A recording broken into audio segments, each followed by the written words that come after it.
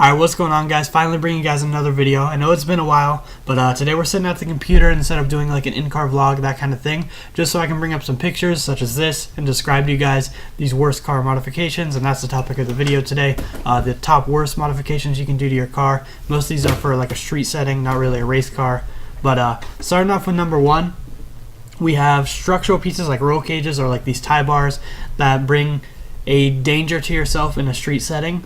So for this car, like with back seats like this, and you're having a rear tie bar up there where the rear seat belts attach, if passengers do sit in the back in there and you get into a rear end collision, or even head on anything where their neck is going to whip back, their head's going to hit on that bar, and the bar can usually cause some serious damage to your head.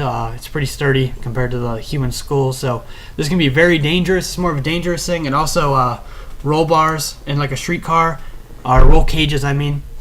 Lots of like people on forums sometimes ask, like, I want a roll cage and keep my back seats, but it's just extremely dangerous and not worth it because passengers back here, their head can easily hit one of these bars, and like I said before, the bar is going to win against your skull, so it's just dangerous. If you guys really want to look into stuff like this, you need to do your research and make sure you're being as safe as possible when doing these things to your car. It can end up fatal in some cases. And one thing I will say is for convertibles, lots of people like to do roll bars, like the Miata. Put a roll bar if you're going to canyon cruising, because if it rolls, only the front windshield's going to hold you up. But that can also be pretty dangerous, like this picture right here.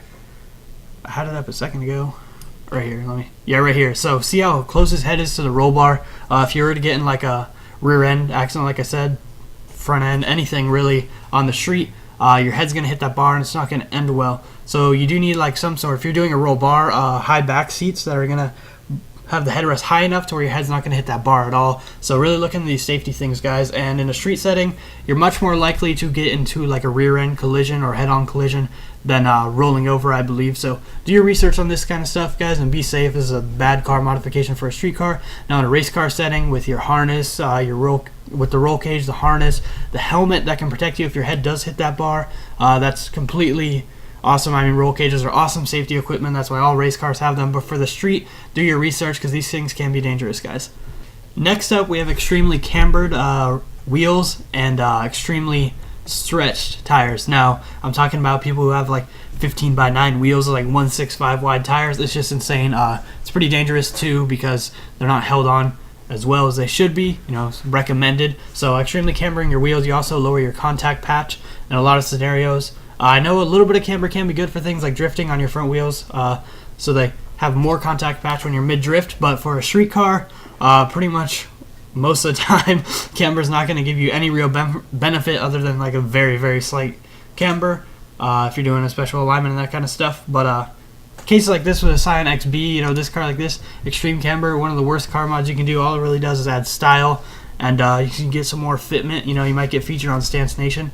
So that's going to be cool. You can show all your friends that. But when your car starts sliding out because you have no contact patch, the Instagram shout out might not be worth it. Next on the list, we have fake badges. These are typically, you see these on like fake Type R badges or fake M badges like this. Just completely unnecessary.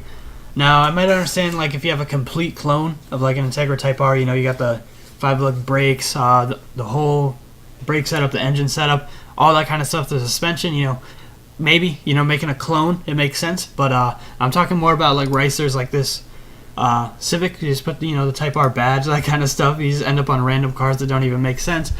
Some people think it's cool. They might not know what it is really. They just think it looks cool. But to like the average car people, they're just gonna laugh and think it's funny. So yeah, don't put special edition badges on your car like the M badge if it's not an M. At least for me. You guys can obviously do what you want, but I think it's a bad car modification. Number 4 on this list was commonly referred to as fart cannons. We have this bad boy right here, obviously photoshopped, but you guys know what I'm talking about. Just those extremely loud cars that like waking up the whole neighborhood level. I get exhaust had a lot more power, but there's just a certain extent sometimes, guys. Some of these things are insanely loud, just completely like removing the whole catalytic converter, all of the resonators, all the muffler, all that kind of stuff. It can just be extremely loud and not very nice to your nearby residents and stuff. I get that everyone wants a loud car, it's cool and stuff, but there's a certain limit. I think he should leave some restrictions in the exhaust so it's not, you know, deafening to other people. But yeah, fart cannons, especially on single cam Honda Civics and that kind of stuff, where it just sounds terrible. These are bad car modifications, and I know some, you know, hypercars, supercars, they sound super good with really loud exhaust, but I'm talking specifically fart cannons on lower level cars, economy cars, even some Miatas that are straight pipe. It just sounds so bad, and it's not a very good car modifications.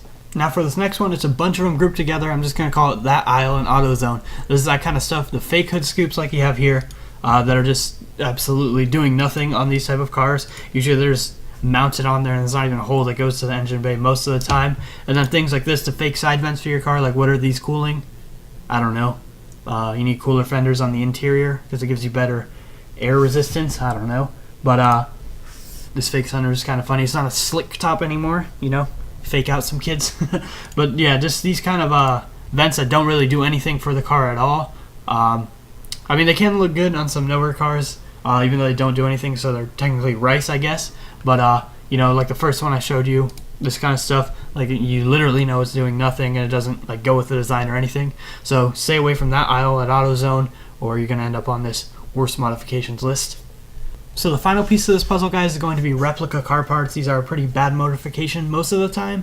Now, I can make a whole separate video on this. I just might. But when it comes to things that are non-safety related, I'd say, such as front lips, you know, like blinkers, that kind of stuff, it's not really that big of a deal if it's a replica, obviously, because it just looks good. It probably won't fit the best, and you might not be the coolest, but it still works. It looks cool, and you're not really causing danger to anyone. Now, when you start getting any things like fake wheels, like rotas, I mean, who has rotas on their car? I definitely don't. But fake wheels, steering wheels, seats, that kind of stuff, you might be in a little bit of danger doing these kind of things to your car. Things like steering wheel, they could bend while you're using it, which would not be a good thing to have on the road or the racetrack. Whereas a real steering wheel most of the time would stay intact and not bend like that at all. Something like a Momo, Personal, Nardi, that kind of stuff. And for wheels, replicas have been known to break on the road. This can happen to real wheels, obviously, most of the time, but I believe, as a rule of thumb, the real ones are always going to be better, in my opinion, and I would always trust the real ones if I got into an accident. Same thing with seats. I'd choose a real bride or a fake eBay bride. They're obviously a lot more money, but there's a reason for that because of all the safety testing behind it and the quality of the materials they're using and the quality of the process of making the wheels, that kind of stuff. So that's what you're paying for, and when it comes to safety pieces like that, they're essential to keeping your car on the ground, keeping your car driving.